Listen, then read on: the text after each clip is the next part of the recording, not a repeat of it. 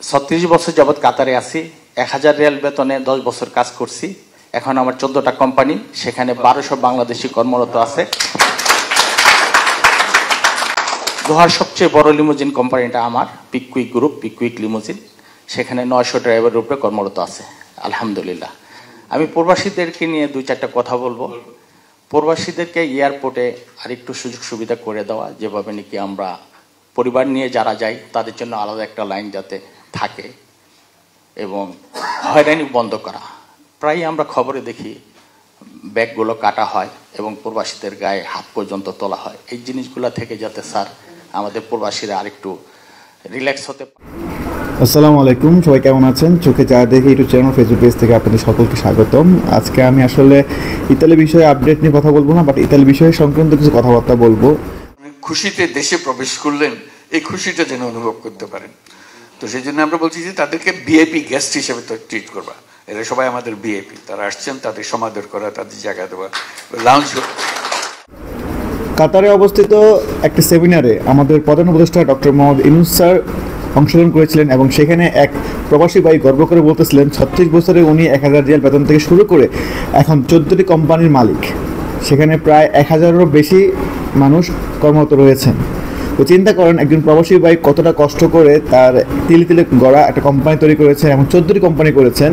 সেখানে উনি কতটা অবদান রেখেছেন বাংলাদেশের প্রবাসীদেরকে কর্ম দিতে, এবং বাংলাদেশের রেমিটেন্স পাঠিয়েছেন। আমরা তো স্যার রেমিটেন্স যুদ্ধ হতে চাই। আমরা একটি বিষয় নিয়ে আজকে প্রায় 2 বছর যাবৎ আমরা লটকে আছি, আমাদের কোনো সমাধান হচ্ছে না। আপনার কাছে কয়েকবার যাওয়ার চেষ্টা করেছি, কিন্তু আমরা ব্যর্থ হয়েছি আইনতন্ত্রের কারণে। আমরা স্যার আর কত অসহায় থাকবো? আপনি বলছেন স্যার প্রবাসীদেরকে ভিআইপি ট্রিটমেন্ট দেওয়ার জন্য। স্যার প্রবাসে যেতেই পারতেছি না স্যার, ভিআইপি ট্রিটমেন্ট কীভাবে পাবো? যারা আমরা প্রবাসে গিয়েছিলাম তারা এখন দেশে এসে বেকার হয়ে পড়েছি স্যার। আমরা তো স্যার অনেকেই 8 বছর, 10 বছর, 5 বছর, 6 বছর, 12 বছর প্রবাস করে এসেছি, বিভিন্ন দেশ মানে কর্ম করে এসেছি। এসে আজকে একটা ইতালি যাওয়ার জন্য আমরা আজকে বেকার হয়ে গিয়েছি স্যার। এই বিষয়টা আপনি একটু দেখেন স্যার। স্যার আপনার কাছে যাওয়ার জন্য আমরা এমন কোনো ব্যক্তি নাই যে ধরিনি, আমরা আপনাদের উপদেষ্টা মণ্ডলীকে ধরেছি, আমরা সমন্বয়কদেরকে ধরেছি। আমরা যেই ভুক্তভোগী, যেই দিকে আমরা সুযোগ পেয়েছি সেই দিকে আমরা চেষ্টা চালিয়েছি আপনাদের দেখা করার জন্য। আমাদের বিশ্বাস আপনিই পারেন আমাদেরকে এই দুর্যোগ থেকে উদ্ধার করতে স্যার। স্যার আপনি আসার পর থেকে প্রবাসীদের নিয়ে এই গত 8 মাসের মধ্যে কয়েকবার কথা বলেছেন। আপনি একটি লাউঞ্জ তৈরি করে দিয়েছেন, প্রবাসী লাউঞ্জ।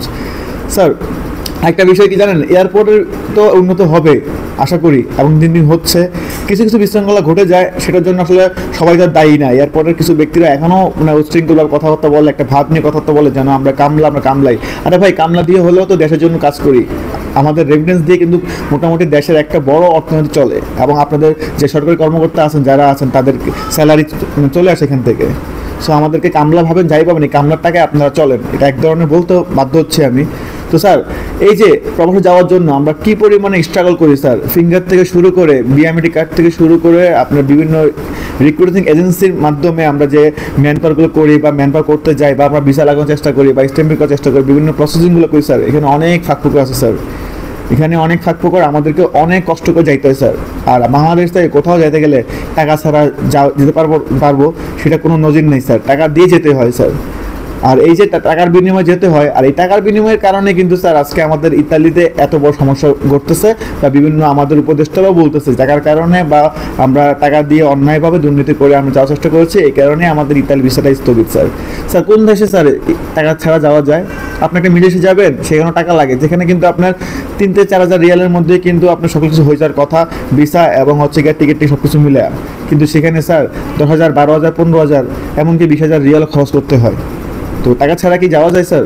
যাওয়া যায় না, কেননা আমাদের বিভিন্ন পদে পদে যেখানে যে টাকা সরকার নির্ধারণ করে দিয়েছে তার চেয়েও দ্বিগুণ বেশি দিতে হয়, দ্বিগুণ হচ্ছে আর 3 গুণ বেশি দিতে হয়। আপনি একটু আপনার যারা আমলাতন্ত্র আছে তাদের খোঁজ করে নিতে বলেন, তারা অবশ্যই পেয়ে যাবেন, এবং তারা জানেও। এইসব দুর্নীতি যদি বন্ধ না করতে পারেন স্যার, আমাদেরকে টাকা দিয়েই যেতে হবে, আমাদেরকে বিভিন্ন মানে উপায়ে আমাদের খুঁজতে হচ্ছে প্রবাস যাওয়ার জন্য, কিন্তু আমাদেরকে বলেন ভিআইপি।